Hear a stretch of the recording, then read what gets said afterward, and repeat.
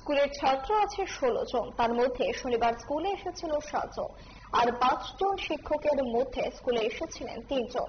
School ছুটি হওয়ার কথা ছিল দুপুর 1টায়, কিন্তু সকাল 11টাতে স্কুল খালি হয়ে যায়।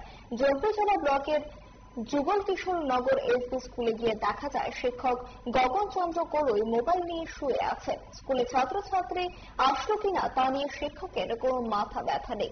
অন্য শিক্ষকরাও সংবাদ মাধ্যমের ক্যামেরা দেখে বিদ্যুতের সমস্যার কথা বলতে থাকেন, অথচ তারা নিজেদের দায়িত্ব কতটা পালন করছেন এ নিয়ে কোনো কথা নেই।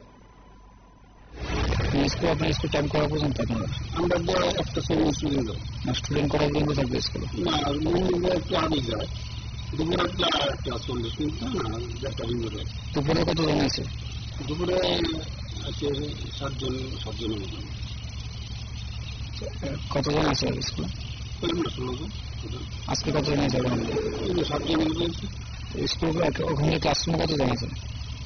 উপস্থিত আছেন 7 জন। মিনিমিটি বাদে মিনিমিটি যে সকালে গেছে 7 জনই আছে, আর মধ্যে কিছু স্টুডেন্টের গার্জিয়ান বাইরে গেছে। এখন কয়টা বাজে?